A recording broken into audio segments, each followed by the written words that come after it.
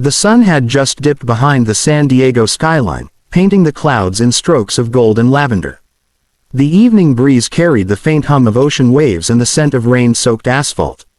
In the distance, city lights began to flicker alive, but for Ethan Walker, a single dad and janitor at the nearby community college, life was dimmer than any evening sky. Ethan pushed his mop bucket across the empty hallway, humming softly to himself to keep awake. He had worked double shifts for 3 months straight, saving every dollar for his daughter Lily's school trip. She was only 9, bright and full of questions, often asking, "Daddy, why do you always work at night?" He'd smile and say, "Because that's when dreams begin to shine, sweetheart." That night, as he locked up and started his old blue pickup truck, thunder rumbled across the coast. The rain turned heavy within minutes. Ethan decided to take the coastal route home. It was longer, but peaceful. The ocean always helped him think. As he drove near Coronado Bay Bridge, a blinding flash of light split the sky, followed by a roaring explosion. Ethan slammed the brakes. A jet, a military jet, had gone down in the water just off the coast. His heart pounded. He could see flames on the waves, smoke rising against the dark. Without a second thought, Ethan jumped out of his truck, tossed his phone on the seat, and ran toward the shore. The rain lashed his face as he kicked off his boots and dove into the freezing water. The jet was half submerged, sinking fast. "Help! Somebody! Help!" a faint voice cried. Ethan swam harder, his muscles screaming.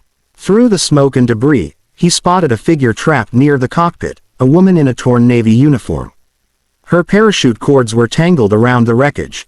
"I've got you," Ethan shouted, choking on saltwater as waves crashed around him. The woman gasped, barely conscious. "Please, my leg, it's stuck." Ethan pulled, twisted, and finally freed her leg from the metal frame. He wrapped an arm around her and swam toward the shore, every stroke heavier than the last. By the time they reached land, flashing red lights appeared in the distance, rescue helicopters, trucks, and soldiers. The woman coughed, trembling. Ethan laid her gently on the sand, whispering, "You're safe now." Before the medics reached them, she gripped his arm weakly and whispered, "You saved me. I won't forget this." Ethan nodded, breathless, never imagining how true those words would become. That night, as the rain eased, he walked back to his pickup, soaked and exhausted. He never even told anyone what he had done. He just drove home quietly, his clothes dripping on the seat, his heart heavy yet peaceful, knowing he had done the right thing. Morning sunlight spilled through the thin curtains of their small apartment in Chula Vista, warming the cracked wooden floor. Lily was still asleep, hugging her worn-out teddy bear. Ethan brewed coffee, his body aching from the night before. He looked out the window. The streets glistened after the rain, buses and cars rolling by, people heading to work. Everything seemed normal, except the faint soreness in his chest and the memory of the Navy officer's eyes when she said, "I won't forget this." Ethan left for work quietly, driving his old truck through the city. The radio buzzed with breaking news. A Navy training jet crashed last night near San Diego Bay. The pilot, Lieutenant Commander Grace Mitchell, survived, thanks to an unknown civilian rescuer who disappeared before authorities arrived. Ethan smiled faintly and whispered, "No one needs to know." By the time he reached the college, clouds were drifting lazily across a bright blue sky. Students laughed in the park. Skateboarders rolled past, and someone played a guitar under the oak trees. Life carried on, but around noon, something strange happened. The distant rumble of engines echoed through the streets, deep, steady, military-like. Ethan turned his head just as 5 black Humvees rolled onto the college campus. They stopped in front of the main building, and soldiers stepped out, scanning the area. Teachers peeked from windows. Students froze. Ethan stood still, holding his mop. His first thought was fear. Did something happen? Then the door of the lead Humvee opened. Out stepped Lieutenant Commander Grace Mitchell, dressed in her crisp uniform, her leg bandaged but her eyes bright with determination. She walked toward Ethan slowly, every step echoing in the silence that had fallen over the courtyard. Everyone watched. "Are you Ethan Walker?" she asked gently. He hesitated. "Yes, ma'am." Grace smiled. "You saved my life last night." Ethan blinked, his throat tightening. You remembered." "I never forget the person who gave me a second chance," she said.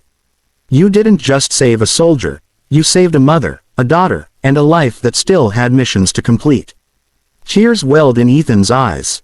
I just did what anyone would have done. Grace shook her head. No, many would have watched. You acted. Then she turned to her team. Gentlemen, honor him. One by one, 5 Navy officers saluted Ethan, the janitor in his worn-out uniform, holding his mop. The sight silenced the whole campus. Grace stepped closer. The Navy would like to offer you a special commendation, and something else. Ethan frowned. Something else. She smiled. A job in our base maintenance and safety division. You've got the courage we need. For a long moment, Ethan couldn't speak. Then he whispered, thank you, ma'am, but I've got to take care of my daughter. Grace's smile softened. Then bring her too. The base has a school, and she'll have everything she needs. Ethan's heart filled with something he hadn't felt in years. Hope. 2 weeks later, Ethan stood on the Navy base pier, the morning sun sparkling across the water. Lily ran ahead, chasing seagulls, laughing as her blonde ponytail bounced in the breeze. Behind them, Grace Mitchell watched, smiling proudly. Ethan had started his new job, maintaining aircraft hangars, checking safety gear, keeping the base spotless. It wasn't glamorous, but it was honorable. Every time a jet took off, he looked at the sky with quiet pride. One afternoon, Grace approached him with a cup of coffee. How's life treating you, Ethan? He chuckled. Better than I ever dreamed. I still can't believe it all started with a rainstorm. She nodded thoughtfully. Sometimes, the storm brings the light. They stood silently for a while, watching a helicopter lift gracefully into the golden sky. For Ethan, kindness had never been about recognition. It had been about humanity, about doing what was right even when no one was watching. That one act had changed not just his life, but his daughter's future. And every time he tucked Lily into bed, he whispered, see, sweetheart, dreams do shine, if you keep believing. Months later, a new plaque was placed near the base entrance. In honor of Ethan Walker, a civilian whose courage reminds us that kindness is the highest form of strength. Visitors often stopped to read it, never knowing the full story behind the words. But Grace did, and Ethan did, and in the quiet corners of that naval base, whenever the wind blew in from the ocean, the sound of waves carried a message, that a single act of kindness can ripple farther than we ever imagine. Dear viewers, if this story touched your heart, please comment below what kindness means to you. Don't forget to like this video, share it with your friends, and subscribe to our channel Kindness Quest, where real stories of compassion continue to inspire hope across the world. Let's keep the spirit of kindness alive, one story, one heart, one act at a time.